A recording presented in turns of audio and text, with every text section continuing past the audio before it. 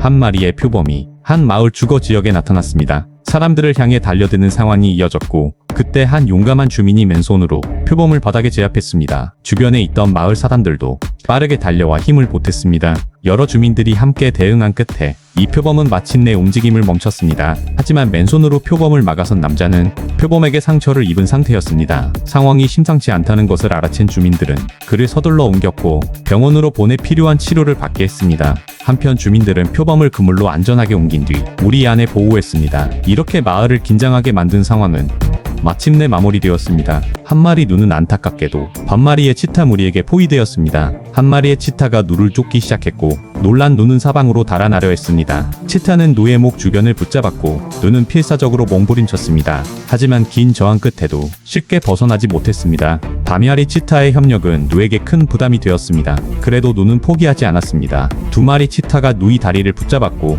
한 마리 치타는 뒤쪽에서 계속 압박했습니다. 고통을 느낀 누는 몸을 낮추려 했지만 끝까지 버티며 다시 일어섰습니다. 앞쪽의 치타는 누의 목 주변을 붙잡았고 다른 두 마리는 등을 노렸습니다. 바로 그 순간 뒤에 있던 치타가 강하게 끌어당겼고 놀란 누는 몸을 크게 움직였습니다. 이제 누도 더 이상 물러서지 않았습니다. 기회를 잡은 누는 한 마리 치타를 몸 아래로 밀어 넘어뜨렸습니다. 치타들도 곧바로 다시 공격을 이어갔습니다. 결국 누는 더 이상 버티지 못하고 쓰러지고 말았습니다. 남자는 눈앞의 장면을 보고 매우 놀라워했습니다. 마치 바닷가재가 가득한 곳에 들어온 것 같았습니다. 남자는 조심스럽게 밧줄 그물을 그 무리 쪽으로 가져갔습니다. 그 순간 많은 바닷가재들이 겁을 먹은 듯 바위 틈 사이에 숨어 남자를 지켜보고 있었습니다. 하지만 길게 뻗은 더듬이가 자신들의 위치를 드러내고 말았습니다. 남자는 바닷가재를 잡는 과정에서도 매우 신중했습니다. 몇 마리의 바닷가재는 조심스럽게 잡을 수 있었습니다. 남자의 손에 있는 밧줄이 점점 빠르게 움직이자 미처 숨지 못한 바닷가재들이 하나씩 모습을 드러냈습니다. 하지만 이런 상황에서도 남자는 기준에 맞지 않는 바닷가재는 바로 놓아주었습니다. 더 효율적으로 바닷가재를 잡기 위해 남자와 동료는 역할을 나눴습니다. 한 사람은 앞에서 잡는 역할을 맡고 다른 한 사람은 뒤에서 정리하는 역할을 했습니다. 이처럼 효율적인 방식 덕분에 두 사람은 꽤 많은 바닷가재를 확보할 수 있었습니다. 이곳에 살아가는 나이 락어들에게 목표는 지평선 너머에서 찾아오는 이동하는 먹잇감이었습니다. 마침내 강마 무리가 강에 도착했습니다. 나이 락어들은 하나둘 움직일 준비를 시작했습니다. 고요했던 수면은 순간 긴장감으로 가득 찼습니다. 강마들은 과거의 경험을 통해 강 안에 많은 위험이 숨어 있다는 것을 알고 있었습니다. 이 강마는 무리보다 너무 앞쪽에 있었습니다. 하지만 악어는 이번 기회를 놓쳤습니다. 악어들은 연이어 움직임에 실패했습니다. 하지만 상황은 아직 끝나지 않았습니다. 더 많은 강마들이 계속해서 이 강을 지나갈 예정이었습니다. 거대한 몸집의 악어는 강마 앞에서 조용히 기다렸습니다. 마치 물속의 나무 토막처럼 움직이지 않았습니다. 그때 한 마리의 강마가 순간적인 실수를 했습니다. 발이 진흙에 빠져 움직임이 느려졌습니다. 악어는 바로 그 순간을 놓치지 않았습니다. 강마의 뒷다리를 단단히 붙잡았습니다. 그리고 물속으로 이끌었습니다. 이 꽃사슴은 계속해서 몸부림치고 있었습니다. 실수로 엉킨 줄이 뿔에 감겨버렸기 때문입니다. 두 명의 선한 사람들이 이 모습을 발견했습니다. 그들은 운동장에서 배드민턴 네트를 가져왔습니다. 그리고 뛰어다니는 꽃사슴을 안전하게 고정하려 했습니다. 두 사람은 힘을 합친 끝에 마침내 꽃사슴을 안전하게 붙잡을 수 있었습니다. 그때 또 다른 사람이 구조에 함께 참여했습니다. 한 사람은 꽃사슴의 몸을 안정시키고 다른 한 사람은 긴 다리를 잡았습니다. 그리고 한 사람이 가위를 꺼냈습니다. 사슴뿔에 엉켜있던 줄을 계속 잘라내기 시작했습니다. 꽃사슴은 네 다리를 계속 움직이며 저항했습니다. 하지만 사람들의 끊임없는 노력 끝에 마침내 엉켜있던 많은 줄을 모두 제거할 수 있었습니다. 사람들은 조심스럽게 네트를 풀어주었습니다. 작은 꽃사슴은 기쁜 듯 숲속 먼 곳으로 달려갔습니다. 이 아기 코끼리는 안타깝게도 커다란 구덩이에 빠졌습니다. 다행히 근처 마을 사람들이 빠르게 발견했습니다. 사람들은 곧바로 구조대에 연락했습니다. 굴착기는 신속하게 구조를 위한 길을 만들었습니다. 하지만 사람들이 아무리 유도해도 아기 코끼리는 통로 쪽으로 움직이지 않았습니다. 결국 구조대원들은 조심스럽게 도움을 주기 위한 조치를 진행했습니다.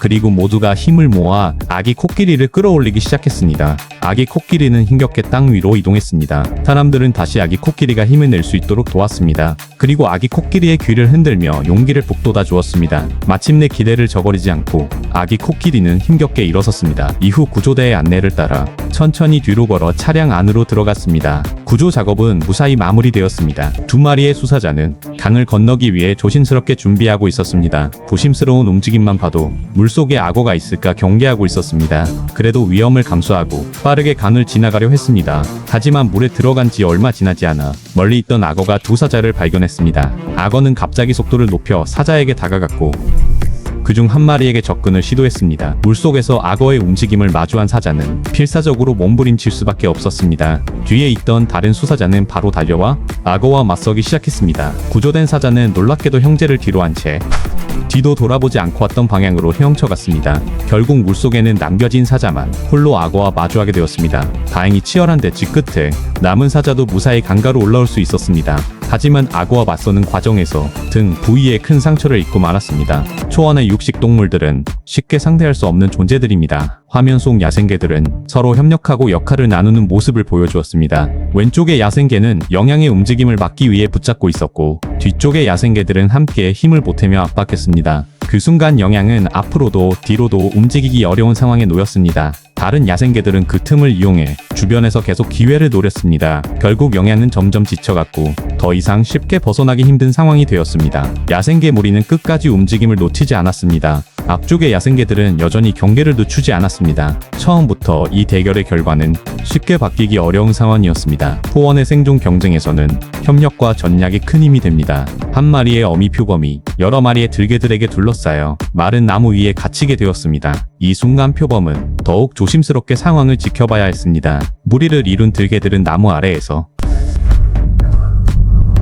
계속해서 표범을 내려오게 하려 했습니다. 하지만 다행히 들개들은 나무를 오를 수 없었습니다. 그 덕분에 표범은 벗어날 수 있는 기회를 얻게 되었습니다. 서로 긴장된 대치가 오랫동안 이어진 뒤 마침내 들개들은 자리를 떠났고 표범은 안도의 숨을 내쉬었습니다. 결국 표범은 위기를 피할 수 있었습니다. 이 장면은 남사자가 영양을 노리는 순간입니다. 한 마리의 영양이 풀을 먹는 데 집중하고 있는 것을 발견했습니다. 그러자 암사자는 빠르게 사냥 준비에 들어갔습니다. 그리고 나무를 은신처처럼 활용하며 조금씩 영양에게 가까이 다가갔습니다. 암사자가 충분한 거리에 도착하자 망설임 없이 영양을 향해 달려들었습니다. 위험을 알아챈 영양은 높이 뛰어오르며 도망치려 했습니다. 하지만 순식간에 암사자의 움직임을 피하지 못했습니다. 주변에 숨어있던 다른 사자들도 곧바로 몰려와 힘을 보탰습니다. 영양은 더 이상 쉽게 벗어나기 어려운 상황이 되었습니다. 끝까지 포기하지 않은 영양은 살아남기 위해 온 힘을 다해 저항했습니다. 하지만 결국 기다리고 있던 것은 사자 무리와 맞선 치열한 생존 경쟁이었습니다. 제규어는 강가에서 쉬고 있던 카피바라 무리를 발견했습니다. 갈대숲에 몸을 붙이고 자세를 낮춘 뒤 숲풀의 가림막을 이용해 조금씩 조심스럽게 다가갔습니다. 하지만 카피바라는 경계 역할을 하는 개체가 있었습니다. 제규어가 가까이 오기도 전에 이미 발견되었습니다. 짧고 날카로운 경고 소리가 울렸고 카피바라 무리는 순식간에 흩어져 깊은 물속으로 도망쳤습니다. 그 결과 제규어의 사냥은 실패로 끝났습니다. 한 번의 실패를 경험한 제규어는 곧바로 새로운 방법을 선택했습니다. 풀숲 안에 숨어 카피바라가 다가오기를 기다렸습니다. 한 마리의 카피바라가 천천히 풀숲 가장자리로 다가왔고 가까워지는 순간 제규어는 바로 기습을 시작했습니다. 빠르게 뛰쳐나와 먹잇감을 붙잡았습니다. 카피바라는 미처 반응하기도 전에 제압되고 말았습니다. 제규어는 그대로 카피바라를 풀숲 안으로 끌고 갔고 새로운 사냥감을 즐기기 시작했습니다.